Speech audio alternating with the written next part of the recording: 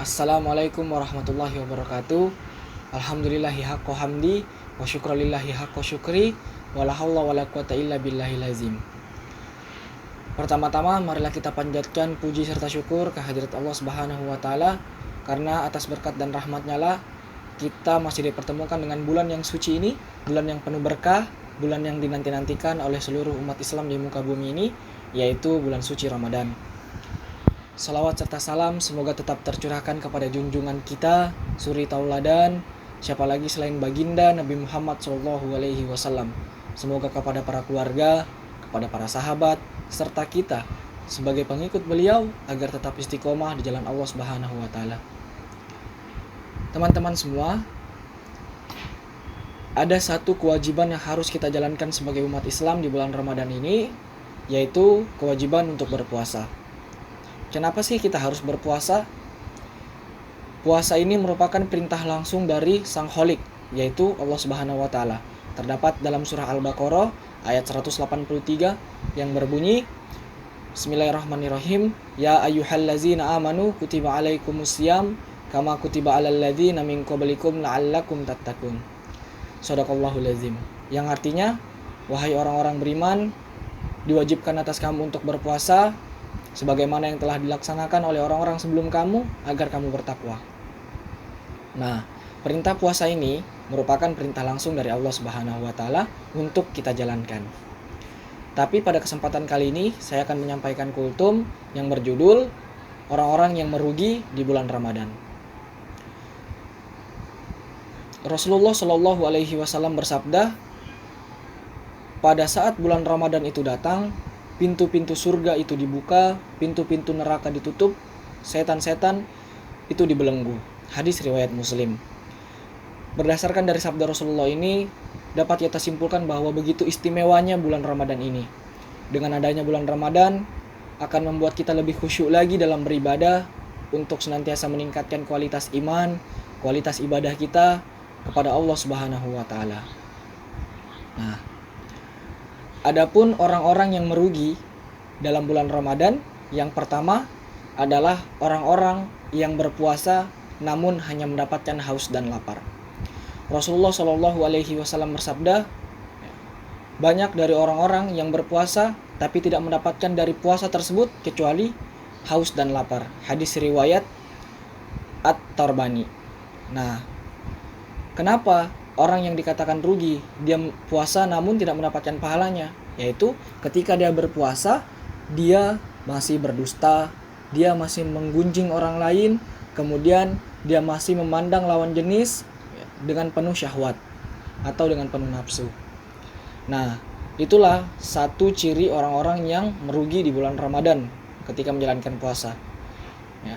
Kemudian yang kedua adalah orang yang tidak menjalankan tarawih atau melaksanakan tarawihnya sampai selesai. Rasulullah SAW bersabda, barang siapa yang melakukan sholat tarawih mengikuti imam sampai selesai, maka pahala baginya satu malam suntuk. Nah, hadis riwayat Tirmizi, Ibnu Majah. Berdasarkan dari sabda Rasulullah ini, penting bagi kita ketika kita sudah meniatkan untuk sholat tarawih, maka harus kita niatkan sampai selesai, harus sampai dengan witir. Nah, karena banyak fenomena yang kita lihat sekarang, orang-orang itu sudah keluar dari masjid namun tidak melaksanakan witirnya atau tidak melakukan sholat tarawihnya sampai selesai. Nah, itulah orang-orang yang merugi. Yang kedua. Kemudian yang ketiga adalah orang-orang yang tidak membaca Al-Quran selama di bulan Ramadan. Rasulullah Shallallahu alaihi wasallam bersabda, barang siapa yang membaca satu huruf Al-Quran, satu huruf Al-Quran, maka baginya satu kebaikan, lalu dilipat gandakan 10 pahala. Tapi aku tidak mengatakan bahwa alif lam itu satu huruf, tapi alif satu huruf, lam satu huruf, mim satu huruf. Hadis riwayat Tirmizi. Nah, berdasarkan dari sabda Rasulullah ini, dapat juga kita simpulkan bahwa pentingnya kita membaca Al-Quran di bulan Ramadan. Begitu banyak kemuliaannya ketika membaca Al-Quran di bulan Ramadan. Pahala kita akan dilipat gandakan dan juga akan meningkatkan kualitas keimanan kita. Nah, kemudian yang terakhir, yang keempat adalah orang-orang yang tidak menjaga sholatnya di bulan Ramadan.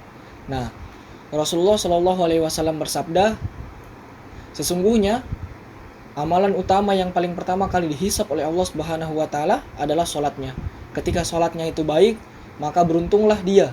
Tapi ketika sholatnya buruk, maka kerugian akan menimpanya. Hadis riwayat Tirmizi.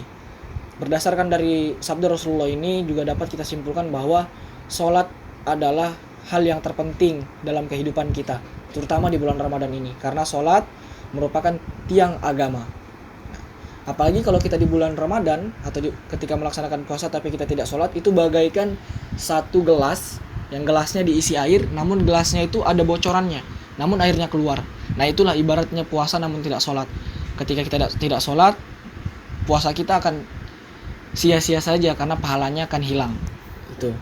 Nah, teman-teman, itulah beberapa hal yang merugikan di bulan Ramadan.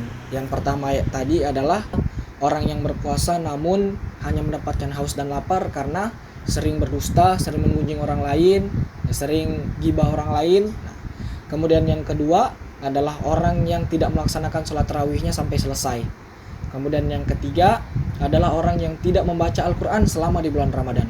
Kemudian yang keempat adalah orang yang tidak menjaga sholatnya di bulan Ramadan. Itu saja mungkin yang saya sampaikan. Semoga bisa bermanfaat bagi teman-teman semua. Di bulan Ramadan ini, dalam menjalankan puasa, marilah kita senantiasa untuk selalu meningkatkan kualitas keimanan dan ketakwaan kita kepada Allah. Ya, fastabiqul khairat. Ya, marilah kita berlomba-lomba dalam kebaikan di bulan Ramadan ini. Akhirul kalam, nun wal qalami wa ma yasturun.